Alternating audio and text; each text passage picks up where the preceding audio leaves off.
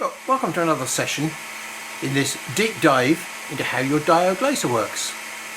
Now, when I first started off with a CO2 laser, I was just as enthusiastic probably about getting things done quickly and seeing what it could do as you guys do with the diode laser. Yeah, I quickly twiddled all the knobs, fiddled with the parameters, and yes, I got something, and it worked, and I was amazed. This laser technology is awesome. Unfortunately, I didn't realise how amateurish I was until I started discovering things weren't quite as they seemed, and I started a long journey of trying to understand how the CO2 laser worked. Now, I now understand a lot about the laser beam, the way that lenses work, the way that materials interact with the light, and I'm bringing that knowledge into an area that I know absolutely nothing about, which is the diode laser. So as I told you before, I'm a student at this, but I have got certain prior knowledge which enables me to see things that you probably don't see. And today we're going to be using wood as the guinea pig to see how the diode laser works. Now, there's a lot to know and understand. And after the last session, I began to realise that my belief about this diode laser was both right and wrong. I've come across some surprises and I've come to some very quick conclusions.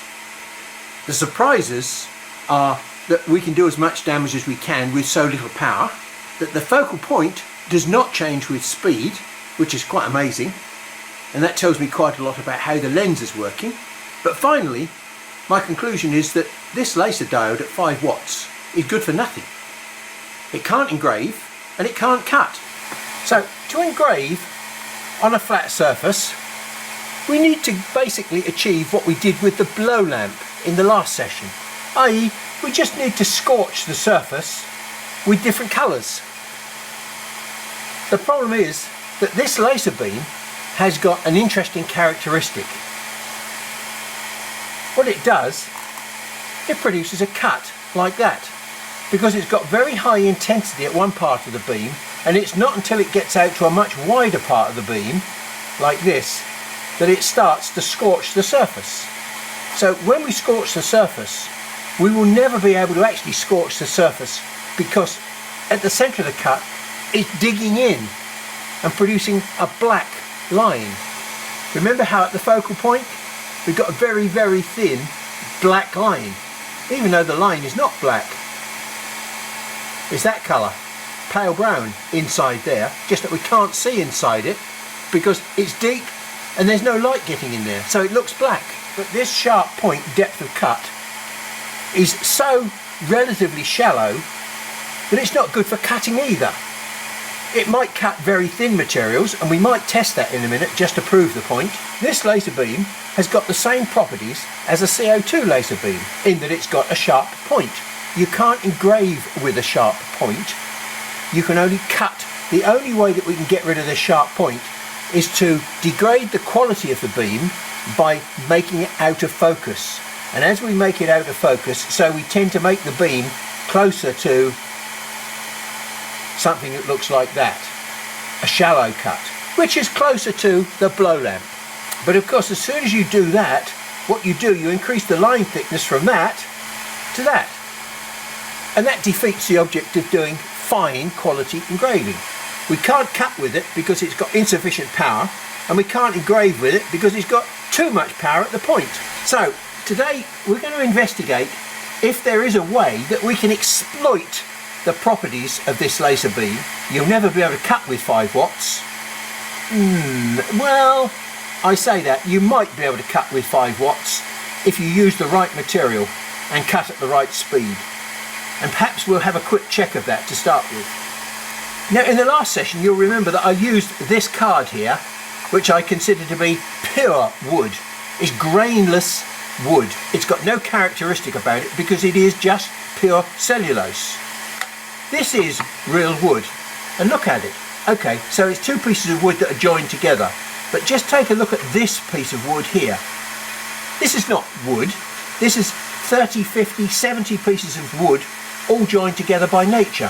Look, we've got one type of wood here that gradually changes to another sort of wood, that gradually changes to another sort of wood. Every one of these colours is a different chemical mixture, and every one of these colours has got a different damage threshold, i.e.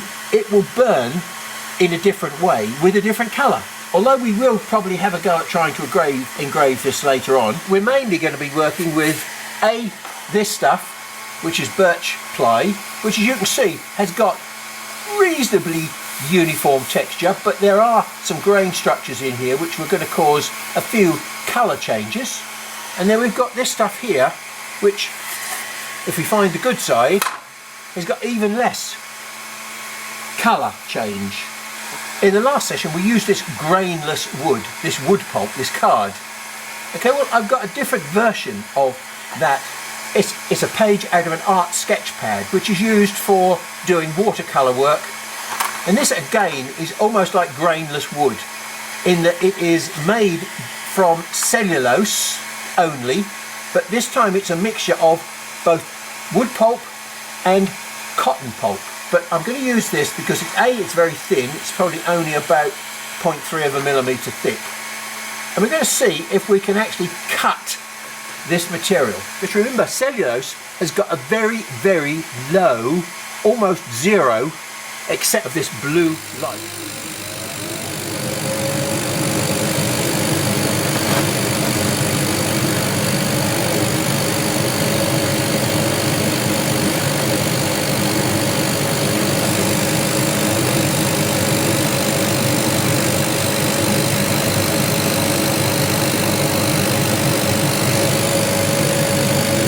So let's stop that, because the fact that the carbon has actually burning all the detail, like down here. So we're running at a slightly higher speed and see whether or not we can achieve a better result. Those details that are very close to each other, look, you can see the red carbon burning in the background. It's not separating the cuts. There's just too much energy there. Can you see that? Look how it's burning. My initial statement this morning was, hey, this laser looks as though it's good for nothing because it can't even cut paper with any detail. It's taking a strange amount of time to get the cut started. It's very inconsistent in what it does.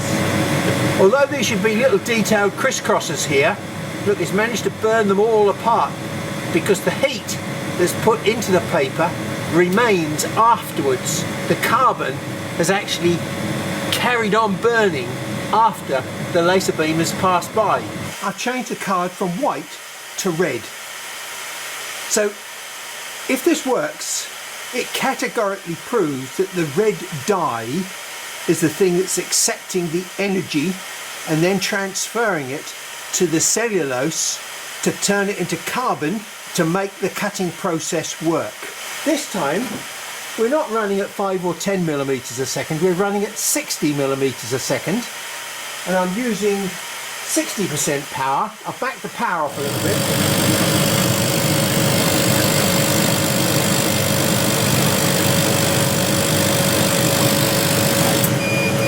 We can see the sort of detail that we can get at high speed if we use the right material. We've only drawn those lines. We haven't actually, all we've done is created black carbon lines. If they were deep lines, we'd have cut through to the other side of the material. Well, we've reduced the speed to 30 millimeters a second and put the power up to 100%. We don't appear to have sacrificed too much in the way of detail quality burning on the corners or anything like that. Let's run it a little bit slower and see whether we can get the pieces to drop out. Look at the ash that we've produced. We're quickly coming to the conclusion that what I said at the beginning is nearly right. So it's doing a great job on coloured paper of drawing black lines where the dye becomes the energy transfer medium. That's one plus that we found for the system. But 5 watts is never going to cut thin card or paper because you just can't control the intensity profile of the beam to get the precision without the heating. You need this bit of the power to do the detail work, But what's happening when you run slow enough, this low energy part of the beam has enough exposure time to do this and burn the paper and cut wide lines. My impression before I started this work was that this diode laser was great at engraving. Well, I think now that I know how the beam works, I can categorically say this is not an engraving machine. This is a very poor quality cutting machine because it has no oomph in its point, but there is a lot of oomph in that point to do certain types of work. And we've just seen what one of those certain types of work is. Okay, let's get rid of that now, because in the last session you will remember that I was less than complimentary about the matrix test. How misleading it was, because there were so many things it didn't allow you to understand about your diode laser beam. One of the things that you don't understand is what I've just demonstrated to you. The fact that it's got a sharp point, but after that sharp point, all of a sudden it becomes a bit of a bloody nuisance, to be honest. If we go to LIGHTburn and we go to laser tools, one of the tools that is in here is called a material test. Now this is in essence a matrix test. Let me just show you with a preview. It's done for you. All you've got to do is just run it, because it's got power, it's got speed, and there's a preset interval here, look, of 0.1 millimeters. Wow, this is easy. I should be able to find out exactly what the parameters are to run my machine. But there are hundreds of videos out there that show you how to use this tool as a mechanism for understanding how to set your machine up. Get the perfect settings. Well, I'm afraid you won't get the perfect settings by using this tool. That statement actually does LIGHTburn a serious disservice, because there is nothing wrong with this matrix test. The thing that's wrong is people's lack of understanding of how to use it, not the test itself. As I showed you in the previous session, the thing that changes with speed is line thickness. The line thickness changes very little with power. Speed, which has a significant effect on line thickness and a fixed interval, means that if I get lines which are 0.2 wide and my interval is only 0.1, I'm going to be burning the same line twice. That doesn't seem to make sense, does it? The one thing that this program doesn't do is give you the opportunity to changing the line interval with speed. Or does it? So let's close that preview and let's go back to looking at the parameters that we got here. So we've got a count of 10. We don't need 10 squares to find out roughly what's going on. So we'll have 3 across and we'll have 3 down. We don't need any more than 9 squares to get an idea of where we've got to go. It's just a waste of time, waste of effort, and a waste of material. So we've got some parameters here that we can play with. Look, one of them is speed, which we will leave, and then we'll set the speed between, well, we're working on wood, so I don't know. Let's try 10 millimeters a second and maybe 100 millimeters a second. And then we'll have a height of 5 millimeters. We've got another parameter here for the other axis.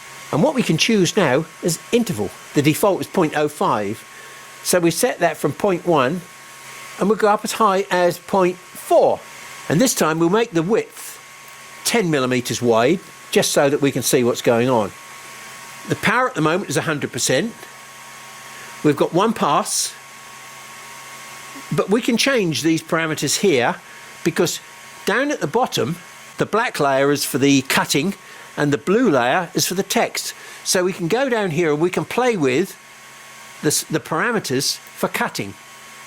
And at the moment I've got a speed of 10 millimeters a second. The table will override that speed. But the power at the moment I've got set to 100%. Let's just change that to 90% so that I can show you what happens. 90% power, number of passes 1. And now if I do a preview, look, my power has now changed to 90%. So I can change this number at the top here by changing the material parameters, edit the text. But I'm not editing the text there. Well, no, what I'm doing, I'm editing the parameters for the text, and the text at the moment is a line, which means it's going to draw outline text, not scan text. At the moment, look, the speed for the text is set to 400, which is silly because this is wood. We'll set this down to something like about 10, and power 100%, we'll leave that. Okay, so those are the parameters for the text. Let's do a preview. So we're drawing outline text, which is much faster than engraving text. Oh dear, what happened there? It says line, look. I thought I set that to fill. Fill. Okay, and run it again. Preview. And there we go. If we take a look at this one, you'll see the lines are actually there, but they're so close together that they appear black on this screen, the resolution of this screen. The line spacing doesn't show you what happens to the line thickness when you change speed. That's just one step too far for this piece of software to do. So we've achieved something with this material test that we couldn't do with the default. Here's our 3mm poplar plywood, and we'll set this up to what we think is the correct focus, which is about 30mm. Now I say I think it's the right focus because the focus depends on the damage threshold of the material. The intensity of light that damages this material might not be, and probably isn't, the same as the damage threshold for this material. So the thinnest line on this material will be different to the thinnest line on this material. But we'll check that out. But first of all, we'll just run this quick test just to prove the point. So we have no idea whether the settings are anywhere near right for this wood.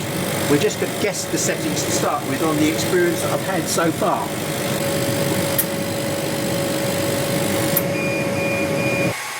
Now before we rush off to the microscope to examine these, which I must do because I want to show you certain things about these, what we've done here, we need to do the same thing on a different wood. Now there's something else happening here, look. I've put this piece of birch plywood on here and it's not at the right focus because it's all twisted.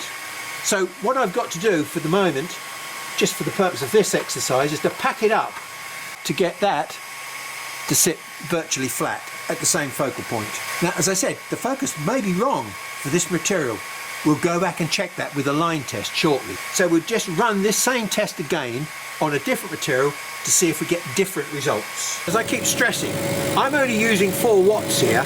It's not going to change the characteristic of the laser itself. What we're going to do is increase the intensity so that it can do more damage faster. That's why I'm staying with this 5-watt laser to start with, because this little 5-watt device is totally unpolluted. It's just a 5-watt laser and a beam which tells me what's going on. So I think you can see here at a glance, just look at the text. This text looks much cleaner than that text. Yes, that's slightly darker, but you're looking at the wrong thing. Particularly down here, look at this interval. Can you see the slight haziness around the outside of the letters? Well, that haziness is not there now. Look at the amount of crap that we're getting on this 10mm at 0.1 and compare that to the amount of crap here. Look, this crap is spreading far and wide. This is staying, well, within a small area. This one is lighter than that one. That one significantly lighter than that one. And the same applies all the way across. Look, that one there is a completely different colour to that one, but they're done with the same parameters. You've got to use the test for the material that you're using. We'll go and look at these under the microscope now and see if we can find out what the differences are. Let's go to the poplar plywood to start with, the smallest line interval. And look what we've got there. We've got a lovely black colour that looks like a graphite comb. We can see the scan lines, but the material between the scan lines has turned into carbon. So now we've got a sort of a mixture of carbon and a little bit of evaporation, but there's no white space between the lines. But that's why that is a slightly lighter brown. Now you can clearly see what's happened to the line thickness there and the way in which the scans are moving backwards and forward. You can see every other line there and they're still overlapping. So let's move on to 0.25 pitch. And hey, look, we've got deep black grooves now with a bit of spacing between them. But the spacing between them is so cooked and brown that it actually begins to look really black when you look at the overall impression. And then we move on to 0.25 at 50 millimeters, 55 millimeters. It was 0.25 there. But look what's happened. Look at the white space between the lines this time. So the white space is bigger, which means the lines must be thinner, because we've moved from 10 millimeters a second up to 55 millimeters a second. And that's made a tremendous difference to the line thickness. Now we got to 100 millimeters a second. Well, not only have we got more white space, we've also got fainter lines. Remember the blow lamp?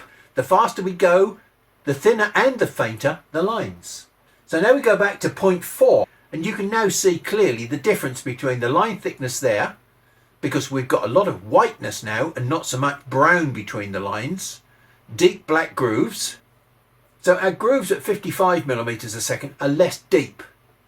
And then we move up to 100 millimeters a second, and the line has become nice and faint, but look at the spacing between the lines now. So the point I'm really making here is you can't have a fixed line spacing when you do the matrix test. The speed, as clearly shown in this example, affects the spacing between the lines. So speed and power are the wrong factors to use for the matrix test. Let's compare that with the birch plywood now. Well, the birch plywood actually looks substantially worse in terms of the damage that's taken place. Although the brownness around the cut is actually going over a smaller area, the damage area, it looks absolutely gross, doesn't it?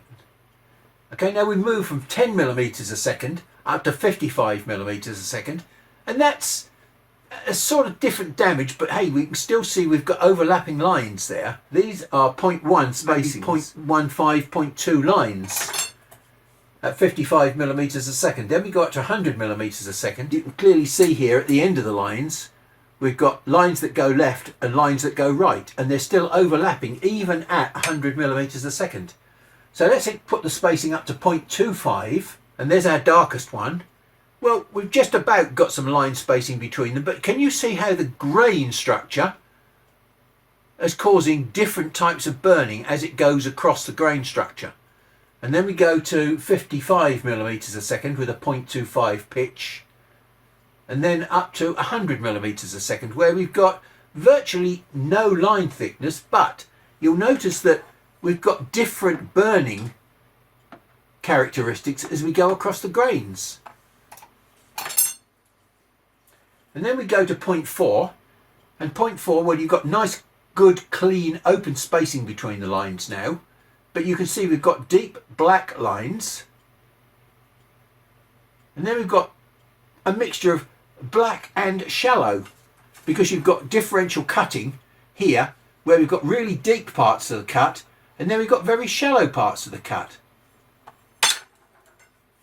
And then we go to 100 millimeters a second, 0.4 pitch, and we've got virtually no marking at all there. But what we have got, speed, remember, gives us blackness. We're not changing the power, we've kept the power the same. The only thing that we've changed is the speed and the line spacing here. So we've still got, in places, we've got a very dark cut where the material damage threshold has been sufficiently low to allow us to produce a black line. So everything about this material is changing. So that you don't have to carry a picture in your mind's eye, I've done a direct comparison here between the birch plywood and the poplar plywood. Well, you can see here at 0.4 pitch, because I've used the 0.4 pitch so you can see what's going on, the birch plywood is actually producing thicker lines than the poplar plywood. And similarly here, down at 10 millimeters a second with a 0.4 pitch, we get very, very thick lines in the poplar plywood, but lines that are probably half the thickness on birch plywood. This completely fools the matrix test, because there is no way that the matrix test can take into account these line thicknesses for different materials. So I think this clearly shows you it's not what you've got, but the way you use it that's important. So we mustn't blame LIGHTburn for giving us a crap matrix test. If you understand what you're looking for, you can use the test parameters that are there for you to use within the LIGHTburn test to give you sensible results. And looking at this, you can clearly see the limitations of what you can achieve with a matrix test. Line thicknesses change with speed. Line thicknesses change with material. Can I show you any more clearly than that? Okay, so here's one final test. You've decided that great Aunt Mildred, 90th birthday coming up, good idea to maybe produce a portrait for her. And you decide that you want to use one of these colours. Well, we've got this nice dark one here. Aunt Mildred opens up her picture and says, "Well, that's wonderful, dear. Why do I look so grumpy?" Well, it's a photo, Aunt. You know, I can't change the photo. "Oh, I love the way that you've made my hair look so silky and black. Let me just feel it." Well, that's not a very nice hair texture, is it? What about this one? Well, that colour's not very stable either, is it? And this one? What about these colours?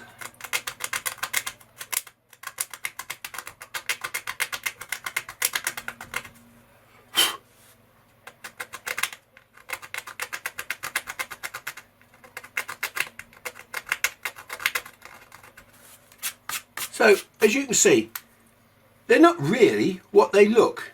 You've dug in so deep that you've left little combs of carbon. But look, that is probably 1 millimetre deep. And this, well, this is probably 0.5 millimetre deep. So again, we've got different materials taking on different amounts of damage from the same amount of power. Now this one, look, you can actually see the combs coming out. The little flakes, look. So these colours that you produced are not really very durable. As we've seen, these colour browns are not what they seem when you look at them closely. All you're doing is you're deceiving your eye with a mixture of background colour and black or dark brown. So, yet again, I come back to saying this machine is pretty useless at engraving. It's certainly not going to make a very good job of engraving if we use this technique, which everybody tells you you should be using to set your machine up. Okay, and I've been to the workshop and I've done another set of tests. But whereas the first set of tests was speed against interval, we've now set the LIGHTburn material test to power and interval. We found out that speed had a significant effect on the line thickness for a constant power. So we kept the speed constant this time, and we're going to change the power to see if we can get a change of the line thickness with power. If we get a change of line thickness with power, then we have the possibility of doing pretty serious grayscale engraving. But I'm not so sure that that's going to happen. The important thing about this to remember is we've got a power of 100%, and that is constant power for that one, and that one. The speed is the same for that one, and that one. So the parameters for drawing lines on all of those three are exactly the same. So the colour that you see cannot be anything to do with power and speed. It can only be to do with interval. Now in this instance, you would expect, because it says 55% power, that the colour would be lighter, significantly lighter, because we've put less power into it. But they don't look really a lot lighter. But that's because you're not changing the power.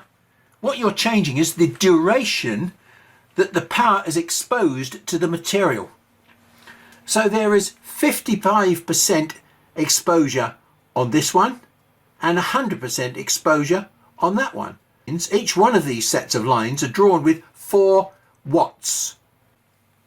We already decided that this poplar plywood, because it's got a lower damage threshold, on this one they're probably going to be a bit deeper, which is why they look blacker than these. So we look at these under the microscope and we'll see if we can pick up any differences. 100% power and 55 millimeters a second. 100% power, 55 millimeter seconds was that one. So we'd expect this one to do the same as that one, i.e. it would be pretty flaky. And it is. So they are equivalent to each other.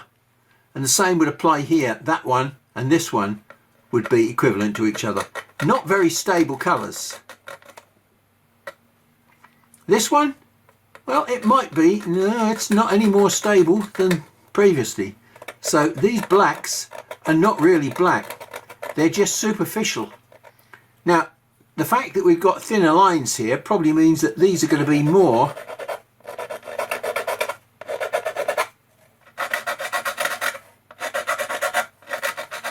they're a little bit fragile.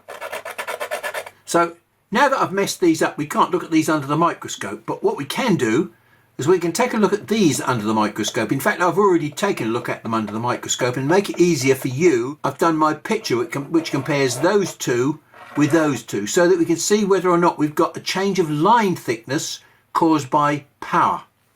I mean, there's the answer to the question. There's no significant difference in the line thickness from here and here. This one's done at 100% power and this one's done at 55% power. So there's just possibly a marginal difference, but it's nothing significant, not like it was when you changed the speed. And here we've got slightly wider lines because this is a different material to this, so it damages differently. Although there is a very slight difference between the line thicknesses caused by material change, between the same material there's very little change in the line thickness because of power. You can get so much information from this test if you understand what you're trying to achieve. Now, if we take a look at the parameters that we've got here, speed, power, interval, which you've never used, passes, well, why would you want multiple passes on engraving? You only want to do it once. You might think, but when I cut, I want to cut with multiple passes. So that means that LIGHTburn designed this for me, for the diode laser. Well, no, because look, can you change your frequency? No, you damn well can't. I can, on my machine, even if you use the diode software that's available in LIGHTburn. You can't change the frequency. This matrix test was not designed for CO2 or for diode lasers. It was designed for fiber lasers, where all these parameters come into play. We've just hijacked it for the CO2 and diode community and misappropriated it. But as I've shown you today, hopefully this is a great learning tool that allows you to understand what your laser beam is doing. Although I had this perception in my mind that this diode laser was a great engraving machine, as I mentioned earlier, the more I look into it, the more I realise it's not great at engraving at all.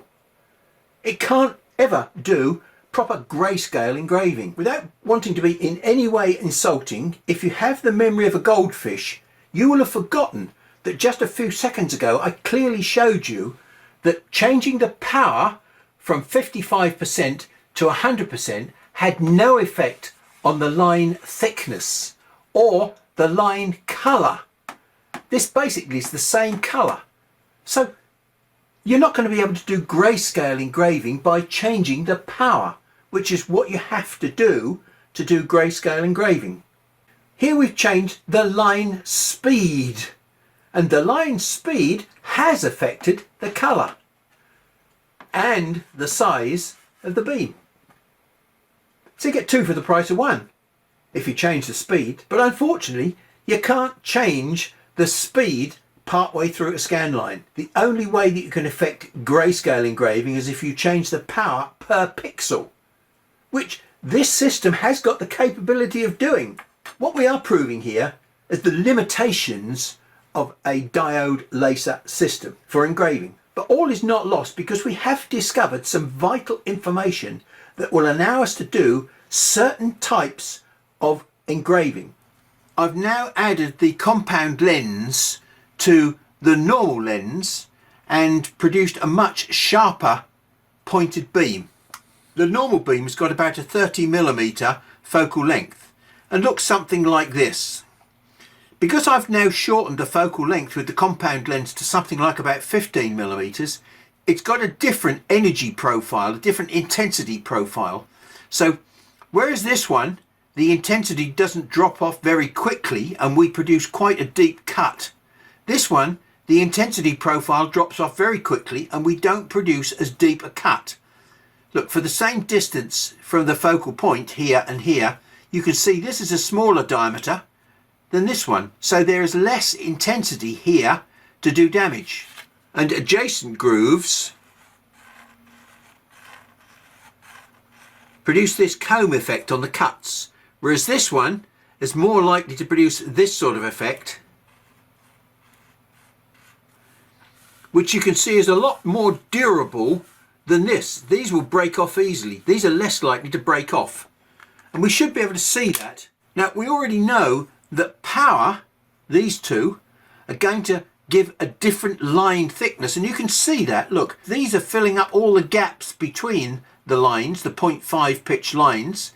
And here, you've got the 0.5 pitch lines that you can see with some space between them. And here, well, to be honest, the lines have nearly disappeared because at that speed, 100 millimeters a second, we haven't got enough power to do any damage to the surface. And the same applies to this one, but slightly different because we're using a different lens. Okay, now we should find exactly the same pattern over here when we look at these. And you can see I've already tested the damage of these. And these here, the power ones, are just as fragile as they were with the normal lens. Well, not quite as fragile, but they certainly damage easily, as you can see. With the power, we don't get change of line thickness because if we take a look here and here, there's hardly any difference between the colour of these two. And if power was having a significant difference in the line thickness, then they would look just as bad as these do.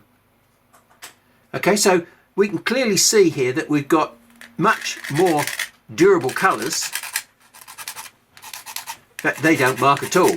Then we come across to the poplar plywood and we find exactly the same things. Look, these hardly mark at all because we've got these much more durable groove patterns. So what have we learned from this exercise? Well, I think it clearly shows that if we can fix the power at say 100%, which means we've got the beam on all the time, 4 watts, then what we can do, we can find a suitable speed that engraves this material, damages this material. And that gives us, look, we can actually here on this material, which is the poplar plywood, we can run at 100% power and 0.1 pitch and we get a pretty durable result. Now we could do just straightforward raster engraving because this looks to be a pretty durable result and gives us good colour. But I think that this machine is more suitable for doing a different sort of engraving. The only reason I'm going to choose this lens is because this lens on this wood produces a much thinner line. These lines are around about 0.05 and all these other lines here are around about 0.1. On here, well, we go from 0.1 to 0.15. So the different wood gives us different line thicknesses and this gives us a better contrast overall, a better line thickness and a nice colour. So there is another strategy that we can adopt to try and get the best out of this 5-watt laser for working with wood. Now we haven't talked about the other materials at the moment, but what we're going to do with wood will equally apply to the other materials as well. The binary materials as I described them. Okay, but first of all, we're going to have a little peep into the future and we're going to confirm beyond any shadow of doubt that your eyes are very useful to you most of the time, but they continuously, every day, all of the time, deceive you. We've got some coloured business cards here. Let's take that one for example. What sort of colour is that, do you think? That's a sort of a shade of brown, a very simple plain colour.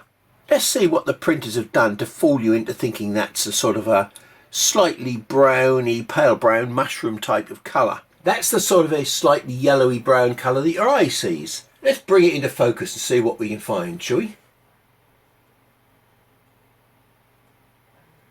Oh, there's no brown in there at all.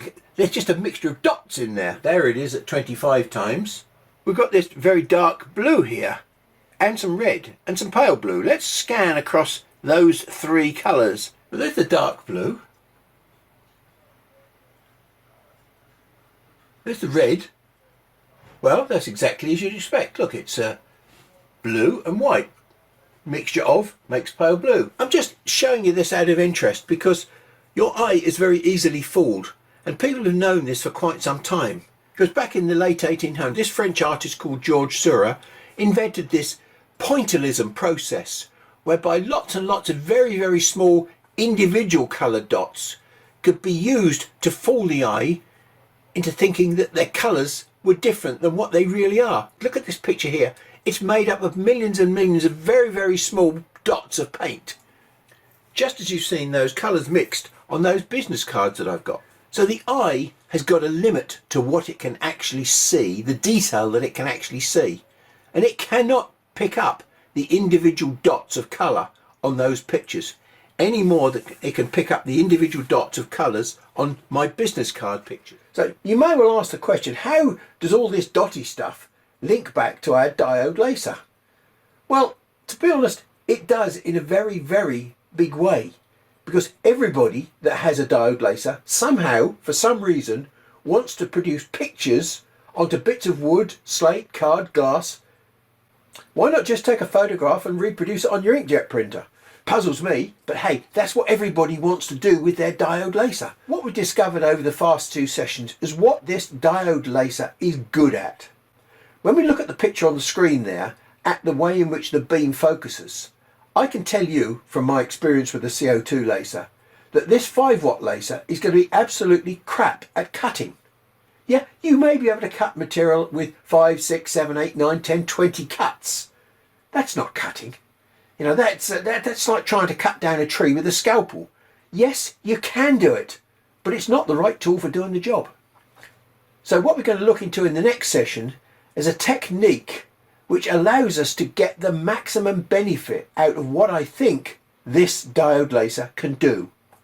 And what we've seen today with our experiments clearly gives us a pathway to producing very high quality images on certain materials with our diode laser.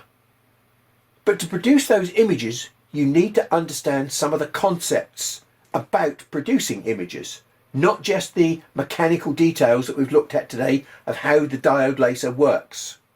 And that's what we're going to jump into in the next session.